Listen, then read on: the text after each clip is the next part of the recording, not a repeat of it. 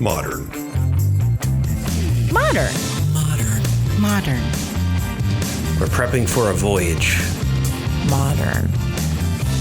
The force of an old-fashioned equals whiskey mass times bitters acceleration. Why don't you make that a double? Modern Bar Cart. What's shaking, cocktail fans? Welcome to episode 103 of the Modern Bar Cart podcast. I'm your host, Modern Bar Cart CEO Eric Kozlik.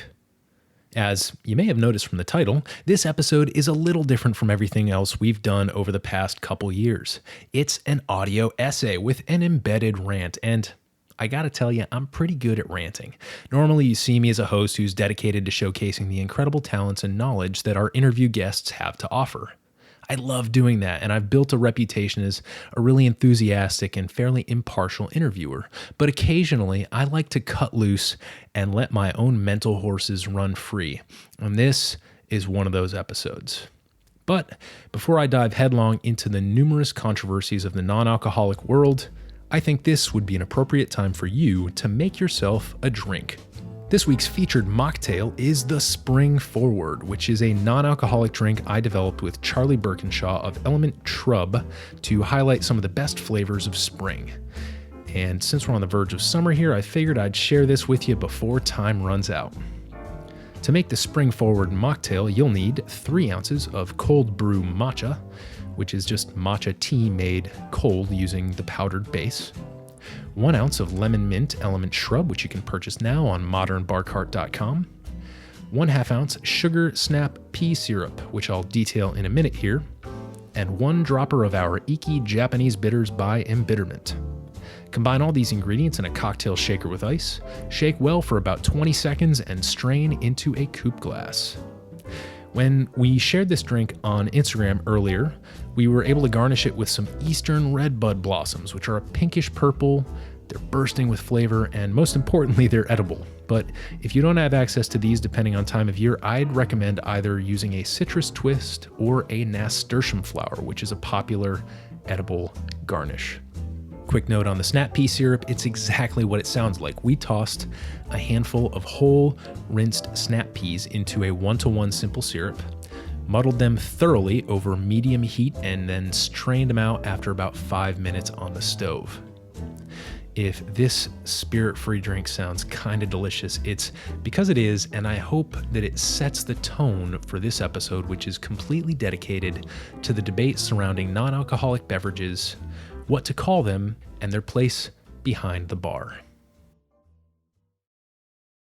When it was first brought to my attention that the word mocktail might be somehow bad or offensive, I was taken completely off balance because to me, it had always been a useful way to identify on a cocktail menu that a certain drink or category of drinks did not contain alcohol but functioned in a manner of speaking as if they did. I don't know where I was or who I was with when I learned that mocktail was considered a dirty word, but I distinctly recall feeling the suspicion that I'd been walking around offending people without knowing it, and that it probably had more to do with their being oversensitive than it had to do with me being wrong or boorish. So I set out to investigate this issue to the fullest of my capabilities. This audio essay and the embedded rant it contains for comic relief are my way of presenting the debate as I see it, confronting what I understand to be some potentially problematic issues along the way. For listeners who aren't super familiar with me, I should mention that I spent several years teaching rhetoric at the University of Maryland, where the importance of considering the other side of a debate is placed at a premium. So, although it would be inaccurate to say that I don't have a stance on this subject, I do hope you can take comfort that my background has taught me to be impartial and to always face up to the strongest arguments of those I disagree with.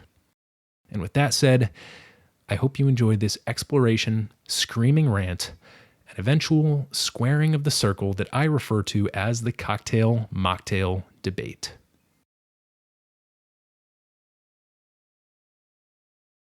Growing up, for many of us, the pervasive mocktail offered to kids at church functions, sports fundraisers, and casual banquets, those events with catered food, raffle tickets, plastic tablecloths, and a soda gun behind the bar, was the legendary Shirley Temple. Animal crackers in my soup do funny things to me. They make me think my neighborhood is a big menagerie. It, like the precocious child movie star from which it drew its name, made a plastic cup full of mostly Sprite or ginger ale seem capable of entering into a real conversation with an adult. It made it seem like you were drinking a real cocktail, and if the grandfatherly bartender at your local Elks Lodge or American Legion post was on his game, it might even be topped with one of those Firebird Red maraschino cherries. The thing I recall most about the Shirley Temple is that it was a thing to be envied. It meant you were special, and that by simply miming the beverage scripts of the adult world, you were sophisticated. You had just convinced an adult to go out of his or her way to cater to your specific whim, and as a result, you were enjoying the Grey Poupon of acceptable child beverages. In short, life was good.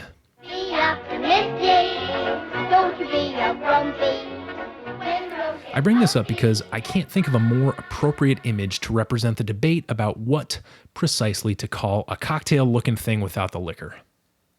Put that kid with the bright pink cup of Sprite and grenadine next to a 20-something in a big city with a special diet and an axe to grind, and you can start to see where things diverge. One of these two people you're imagining right now is smiling, and the other is not. And I think now is a great time to talk about why that might be and where the innocence was lost. Let's start by asking what that kid with the pink drink might be missing, or, put differently, why is a Shirley Temple in the mind of an adult a poor stand-in for a real live gin and tonic or whiskey sour? Unless you're addicted to sugar, the answer is twofold. A Shirley Temple is too sweet, and it doesn't have that pleasant alcoholic kick and the corresponding mental and physical effects that come with a real cocktail. Kids don't know this because they generally don't and shouldn't drink, but once you see the light, there's really no going back to the Shirley Temple. It, like many child actors, doesn't fare well in adulthood. Another thing I think we can learn from the Shirley Temple is that there's a reason why it doesn't often come up in serious conversations about mocktails, and that reason, in my opinion, is because it survives the issue of the uncanny valley. This, for those of you who aren't familiar, is an effect that we most often associate with human-looking dolls or humanoid robots. You look at one, and you get this eerie feeling because it looks so close to reality, and yet you still know it's fake. The uncanny valley is reserved for those objects that are caught between the real and the fake, and our objection to them is precisely because they don't fit neatly into reality or obvious simulation. You get the sense that someone, somewhere, is trying to put one over on you. A Shirley Temple avoids the uncanny valley because although it might walk like a cocktail, as soon as you interact with it, you immediately understand that it's not a real cocktail. Teddy bears and other stuffed animals also fall into this category because they're unrealistic enough for us to gloss over them with our mental pattern recognition algorithms. They're quite obviously fake, so we find them cute and non-threatening. Unfortunately, most mocktails fall smack dab in the middle of the uncanny valley because they walk and talk like real cocktails, and yet there's something obviously missing in many cases, which is what raises the hackles of progressive foodies with liberal arts degrees. It's not a logical feeling, it's a primal one that has more to do with our ability to identify in-group and out-group objects and substances, which is an evolutionary mechanism that usually elicits a fight or flight response when triggered. Now, of course, that fight or flight response is going to be pretty mild if you're at brunch sampling a spirit-free raspberry mimosa, but nonetheless, if you sense that something's off, you're going to react. People who opt for real cocktails instead of mocktails don't have to deal with the uncanny valley, and so for them, it's easy to look across the table at someone making a stink about their spirit-free concoction and roll their eyes, or suggest that they just get a real drink. But that doesn't really solve the issue, does it? As I see it, the cocktail-mocktail debate largely revolves around definitions, which means that before we go too much further here, we should try and examine the origins, definitions, and connotations of the words in question. And when it comes to sussing out the origins of the word cocktail, we can't do better than to consult David Wondrich's legendary category-defining book, Imbibe. In it, he presents archival research from the late 18th century indicating that the word cocktail is a reference to a process called feeging, or figging, which entailed taking a clove of ginger and shoving it up the anus of an old horse that one was attempting to sell at a profit. This would cause the horse to, lo and behold, cock its tail and prance around as if it were young again. And so the term cocktail became associated with substances that had sudden onset tonic or recovery qualities. This is one thing that's always intrigued me about bitters and spirits. They're linked to a medicinal tradition that stretches back for centuries and perhaps even millennia. And if you think about the severe dietary constraints and lack of clean water that many people of the 19th century and earlier faced, it's really no wonder that spirits and cocktails seemed healthy to them. They certainly took the edge off whatever local or chronic ailment was plaguing you on a given day, and if relying on them did indeed shorten your lifespan, nobody noticed because everybody else was dying young back then too. Today, of course, we know better. We know how things like alcohol and sugar can be dangerous if not consumed in moderation, and since it's not really useful to indict our great-great-great-grandparents for their ignorance, let's instead ask if a cocktail today is the same as a cocktail back in the 1800s.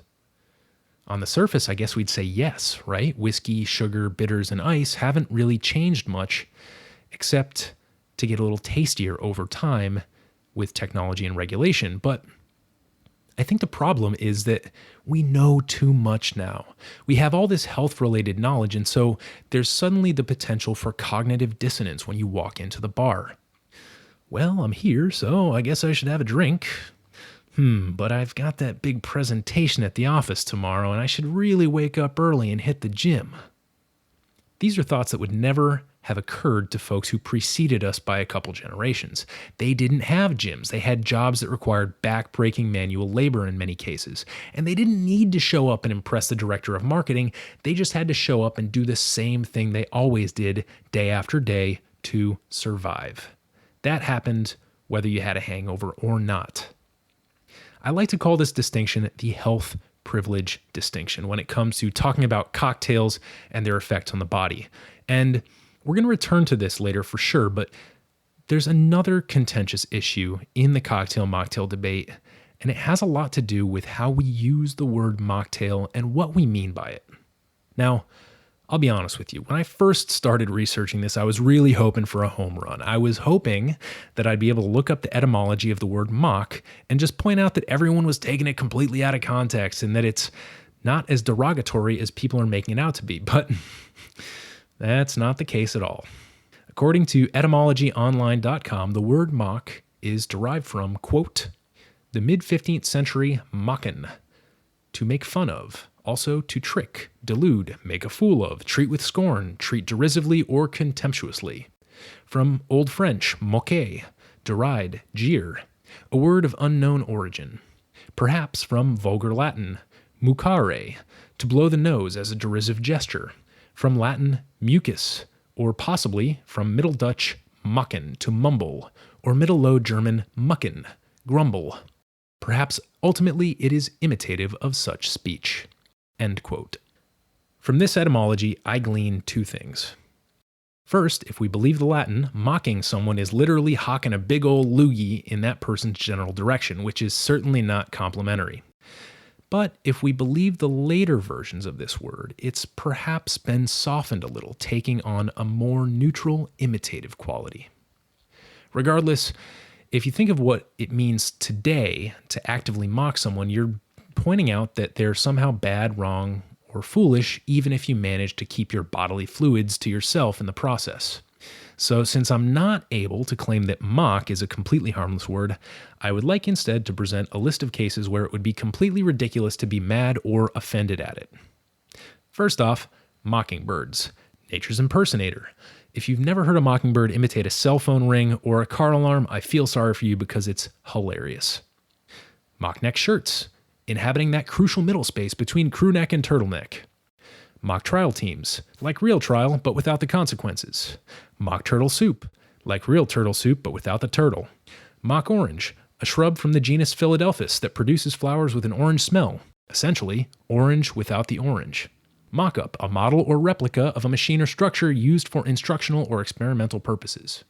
I'm sure the list goes on, but I think you get my point. Today, Mock often simply means to imitate and not to deride. So the question remains, if people aren't up in arms about the terms I just listed, then why are we still upset about the word mocktail? I mean, it's not like the bartender sits there and makes fun of you while you drink it. But if I had to guess, it's because ordering something called a mocktail makes you feel a little inferior. And if that drink is the same price as a real cocktail, there's even the sense you might be getting ripped off. People seem to implicitly understand being charged for alcohol, but when that's removed from the equation, the economics of the transaction get a bit hazy. I can see how this might make a person uncomfortable, especially if you have the presence of the bartender or the server prompting you to commit to a decision from the menu. But I think that's really where the logistical limitations of the word mocktail end. I think that's as serious as it gets. In my opinion, it's a word with a high utility factor. I think it's just about perfect for telling people exactly what a drink is and does. Mocktail says, hey, I'm a cocktail, but I'm missing a key component. Simple, to the point, and most importantly, it rhymes with cocktail. Other terms in this conversation would be faux fur, faux hawk, and pleather. They might not be the sexiest words, but there's great utility in repurposing a known term for an adjacent use case. Also, think about the process of deciding what you'd like to order from a full menu of options. You sit down at the bar or at the table with your friends and you're immediately engaged in a game of elimination.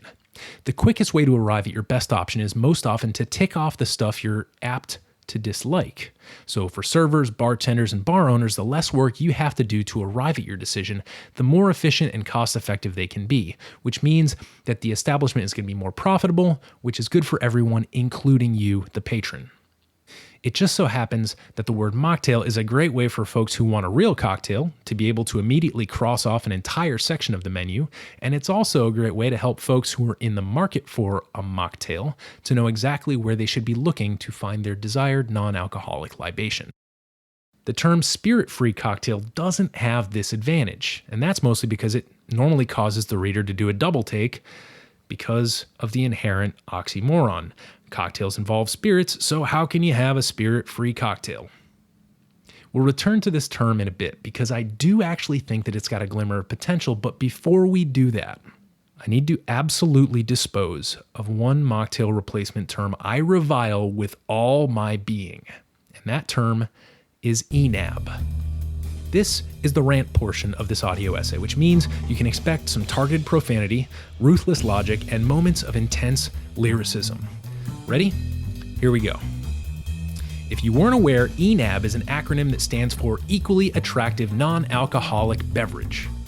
Based on my online research, it was coined by Stanford University of all places, and on their website they define it using the most trustworthy source on the internet. That's right, they link straight to Urban Dictionary. And we're going to post on the show notes page a couple of Stanford's extremely popular ENAB YouTube videos with over 30 views.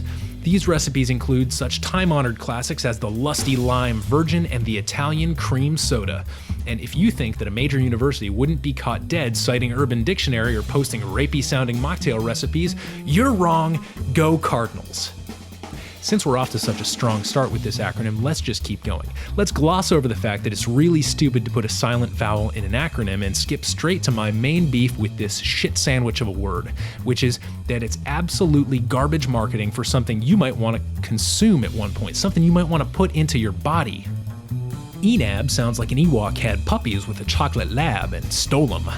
ENAB sounds like a hobo scratching on a flea scab. It sounds like Captain Ahab smoking an e-cigarette in a yellow cab after putting on 3 pounds of flab in rehab.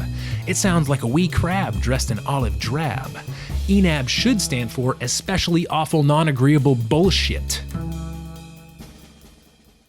Moral of the story, if you run a bar or a restaurant, please do not ever put the word ENAB on your menu. Please do not teach this term to your friends or employees. Please put it in an airless vault until it dies from its own stink. My second massive issue with this acronym is the fact that it's almost impossible. It is, in fact, asymptotically approaching impossible for an alcoholic beverage to be equally attractive as an alcoholic one. It can be differently attractive. It can perhaps be even more attractive if you're in the market for a non-alcoholic beverage. But a drink without alcohol simply cannot be equally attractive as one with alcohol. An apple cannot be equally attractive as an orange. They are two different things, so stop trying to equate them.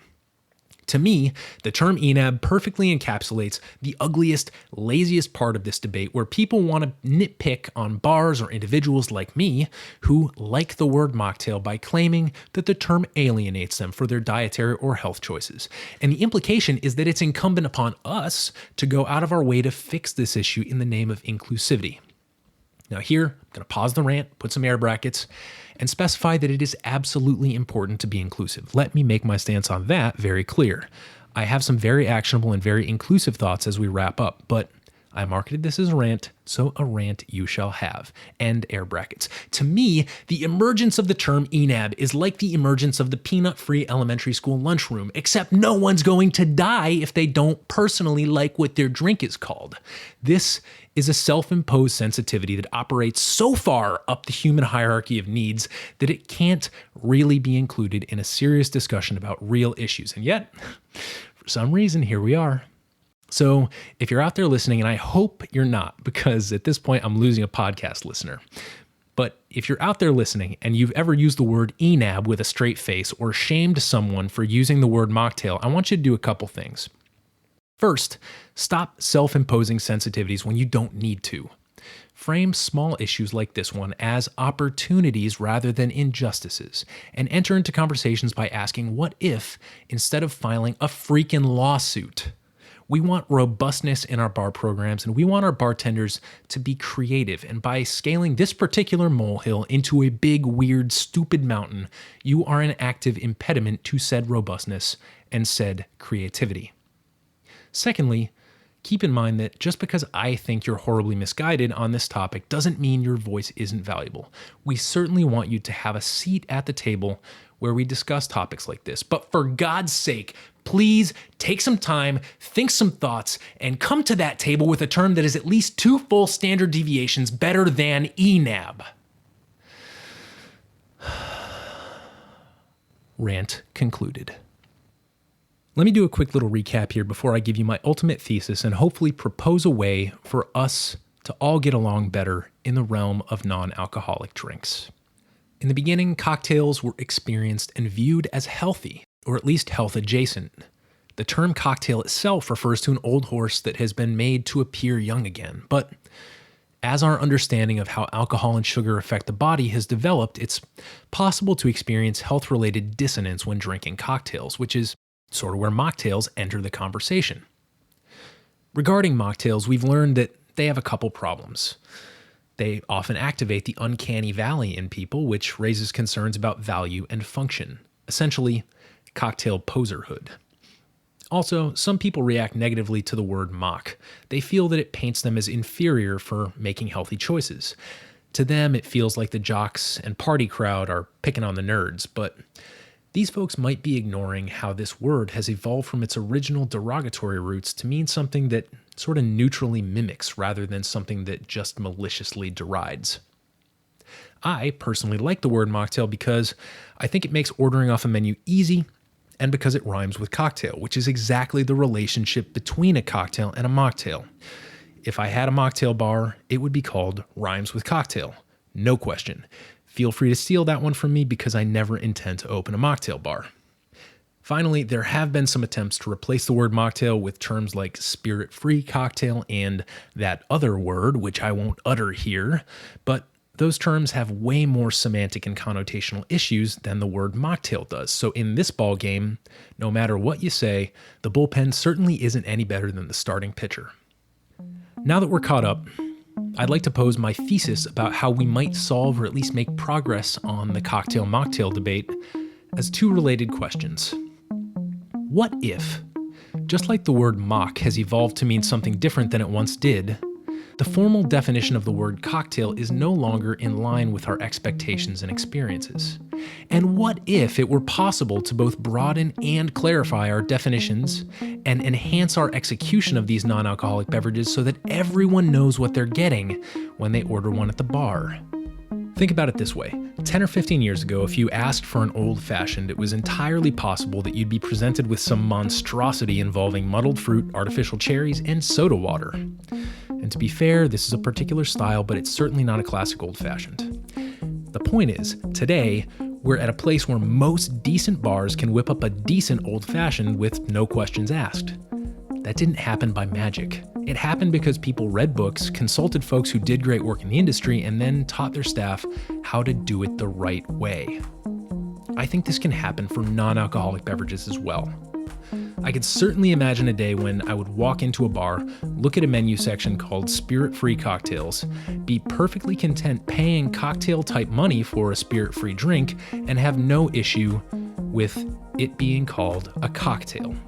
What it would take to get me there is the confidence that the entire cocktail program, starting with the beverage director and including all levels of the staff, is focused on making drinks that not only match up with the tastes and flavors we love in a cocktail, but also the textures, temperatures, aesthetics, glassware, garnishes, sequence, and pairability. If you're someone who runs a program like this, someone who loses sleep about quality ingredient sourcing and who runs weekly trainings for your staff, then I'm pretty confident I could walk into your establishment tomorrow and joyfully order a spirit-free cocktail, even though I called that term an oxymoron earlier. And that's because I think a cocktail is more than just spirits, water, sugar, and bitters. My personal definition of a cocktail is probably too complicated, too mutable, and too abstract to get into right now, but I can say that it most definitely includes all the auxiliary attributes I just mentioned, paired with good execution, eye contact, and hospitality. If you can achieve those things using spirituous ingredients, dope. Let's be friends. And if you can achieve them without alcohol, that's great too. My one request is that if you call something a spirit-free cocktail, it needs to walk and talk like a cocktail. Otherwise, it's going to fall into that uncanny valley. And if that happens, I, as someone who enjoys alcoholic cocktails, will be disappointed. And that's just as bad as disappointing someone who chooses not to drink alcohol. See, what's happening here is that I and all the ENAB jerks, we're all having the same conversation, but the difference is I'm proposing a solution. Let's get more rigorous and less canonical about what we mean by the word cocktail so that anybody who orders any drink in any category gets something that delights them. And you know what, folks? That means that the word mocktail gets to stay too. Not as a stand-in for a cocktail or a spirit-free cocktail, but as something that is only a rough approximation and that should only be charged for as such. I'm thinking something simple like a tea and tonic or a Moscow Mule without the kick. These mostly highball style drinks are quick to make, they're relatively inexpensive, and they make a lot of people happy, myself included. So if you've got a section on your menu for these lovely libations and you're not charging an arm and a leg, fly that mocktail flag, fly it high and proud, and don't stop flying it because you're doing it right. In the end, my thesis is that mocktail is not a dirty word. It's a term that has alerted us to the fact that maybe how we think about cocktails needs to be updated.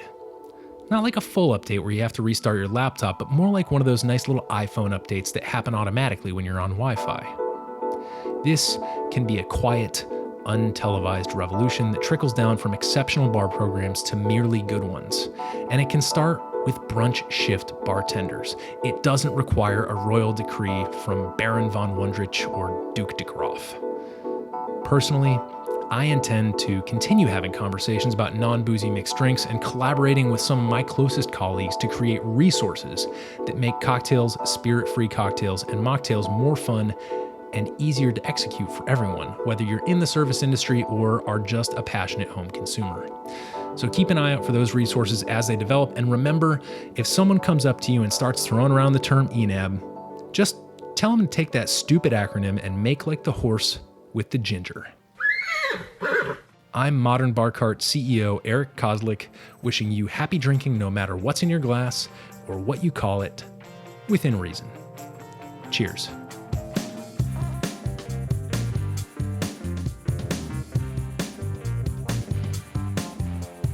Hey everybody, thanks for listening. If you enjoyed this episode, there's two big things you can do for us here at Modern Bar Cart. One would be to tell your friends and family if you think they'd enjoy listening to us talk about cocktails.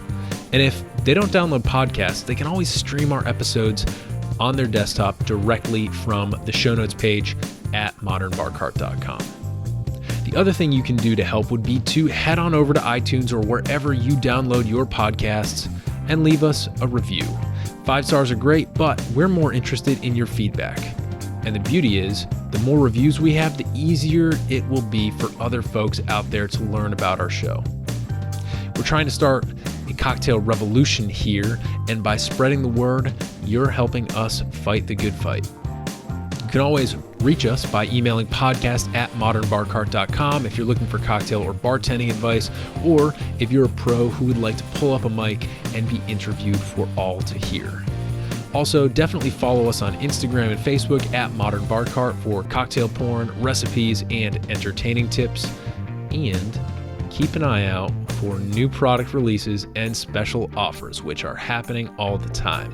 We love our listeners, and we really enjoy giving you exclusive discounts and sneak peeks at our latest and greatest cocktail projects. This episode may be over, but for you, the mixological fun and adventures are just beginning, so remember, folks, drink responsibly and experiment boldly.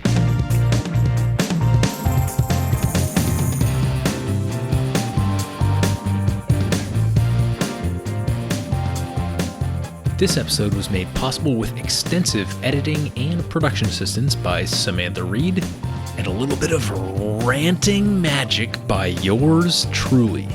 This has been a Modern Bar Cart production, copyright 2019.